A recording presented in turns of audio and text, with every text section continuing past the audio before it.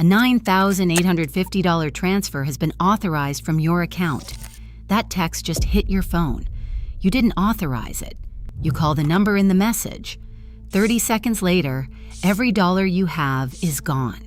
This scam cost Americans $12 billion in 2024. The FBI flagged over 2,000 cases, and the criminal operation behind it is far more sophisticated than anything you'd expect. An ordinary morning. Your phone lights up. The message stares back. Urgent.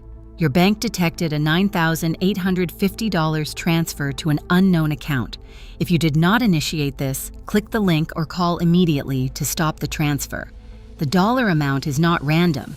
It is just under $10,000, large enough to set off alarm bells, but not so high it feels fake. The text looks official, stamped with a short code like 772810, and the timing could not be worse. Maybe you are paying bills or waiting for a deposit. Suddenly, every financial worry you have ever had is right there in your hand. The panic is not an accident. Fraud analysts have traced this exact message to a national surge that started in April 2024. The FBI and FTC flagged the $9,850 figure as the new standard for bank impersonation scams, chosen because it triggers the sharpest fear response. Within seconds, your mind races. Is my account safe? Did someone hack me? The urge to act is overwhelming. The message says to call a number or click a link right now, or risk losing everything. This is the weapon, a single text, crafted to bypass your defenses and push you to react before you think. The scammers count on that first wave of panic. They know most people will reach for the phone, desperate to stop the transfer, never realizing that that is exactly what opens the door. Smishing, short for SMS phishing, has exploded into one of the most damaging forms of digital crime in America. The FBI's Internet Crime Complaint Center received over 2,000 complaints about toll text smishing in just a few months, each one representing a potential loss of thousands of dollars. The Federal Trade Commission's latest report puts the total losses from fraud and scams at $12 billion for 2024, with a significant share linked to text message schemes like these. Unlike old-school email phishing, smishing hits almost everyone with a smartphone, using urgent texts that look like they come from real banks or agencies. These aren't isolated incidents. Law enforcement and consumer protection agencies have tracked a steady rise in cases year after year, with phishing and smishing now outpacing every other category of cybercrime. The messages often copy official language, use registered shortcodes, and sometimes even display the bank's logo, making them nearly impossible to spot at a glance. According to the FBI, scammers have built entire call center operations dedicated to sending out bulk texts and fielding calls from victims. The playbook is simple but devastating. Cast a wide net, trigger fear, and harvest as many responses as possible. The $9,850 transfer text is just the latest weapon in a billion-dollar fraud wave that shows no signs of slowing down. Inside a warehouse on the outskirts of Atlanta, agents found rows of desks, each equipped with a headset, a script, and a computer running bulk SMS software. This was no ordinary scam. It ran like a professional call center.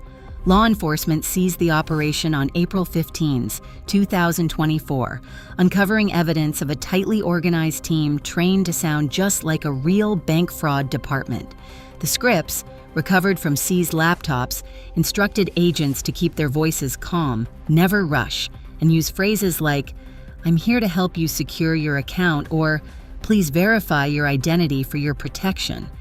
Every detail was engineered for trust. The agent would address the victim by name, reference the exact $9,850 figure, and reassure them that acting quickly could stop the transfer.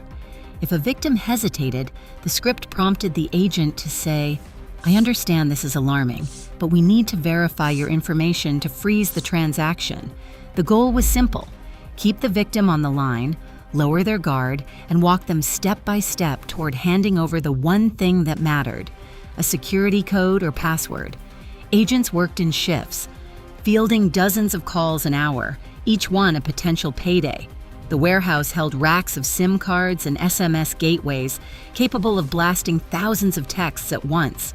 Payment logs on the servers linked these calls directly to drained accounts across the country. What looked like a random text was just the first move in a highly coordinated human operation, designed to make even the most cautious person believe they were talking to their own bank.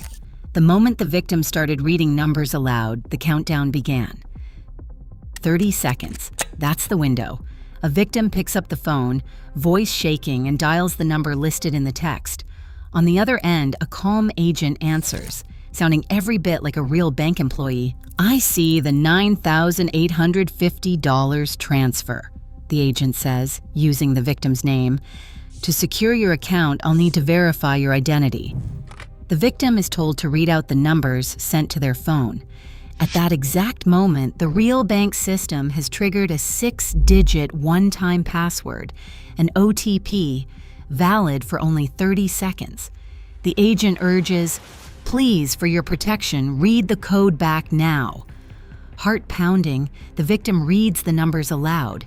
As soon as the last digit leaves their lips, the agent enters it into the bank's real login page. In less than half a minute, the fraudster has full access. The victim's balance, sometimes a lifetime savings, can vanish in the next 30 minutes. No hacking, no malware, just a single code, spoken under pressure. This is the turning point. The OTP, designed as a security shield, becomes the key that unlocks everything when shared. The victim hangs up, thinking they've stopped a scam, only to find out that was the scam. The sense of control disappears in the space of a single phone call. The countdown isn't just on the screen, it's real, and it ends the moment that code is spoken. Spotting a scam text starts with the sender's number. Real bank alerts in the United States come from a 5 or 6-digit short code, never from a regular 10-digit phone number. If you get a message about a $9,850 transfer, and the sender looks like a standard cell number, that's a red flag. The FCC and major carriers require banks to use registered short codes for fraud alerts and account notifications. Any message from a 10-digit number, even if it looks familiar, is almost certainly a scam. Some scammers get creative and spoof their number to look local or even match your contacts, but banks never use these for urgent texts. Next, check for branding. A legitimate alert will include your bank's name or logo and will never ask for your password, PIN, or a one-time security code by text or phone. If the message includes a link, don't click it. If it asks you to call a number, don't call the number in the text. Call the official fraud hotline you've already saved in your contacts. Never reply to a suspicious text, not even with stop. According to FTC data, replying confirms your number is active. Scammers use this to target you again, sometimes within days. University security labs have shown that numbers replying "stop" often end up on high-value lists sold to other fraud rings. The safest move is to ignore, delete, and report the message to your bank's real fraud team. These quick checks, sender ID, branding, and never replying are your first line of defense. Recognizing these clues turns panic into control and gives you the time you need to verify before taking action. Here's the bottom line. You can stop this scam before it starts, every single time. The defense is simple. 3 steps, no exceptions. First, pause. When your phone flashes a text about a $9,850 transfer, breathe.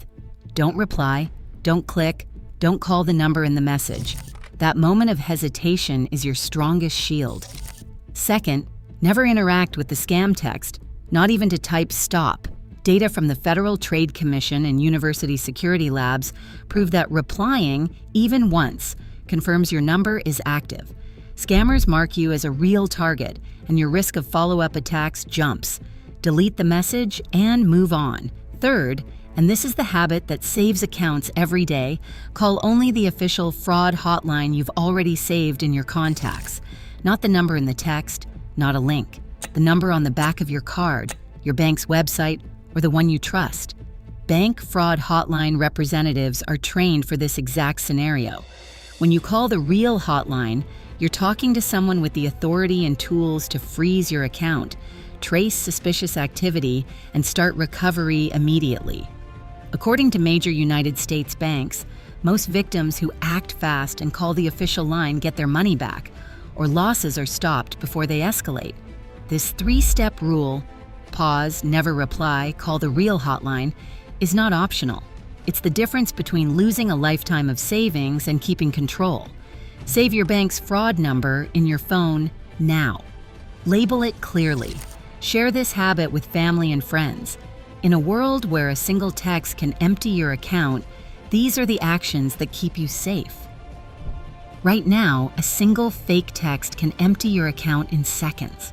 Smishing scams are evolving faster than most security systems, and criminals count on confusion. Your best defense is action.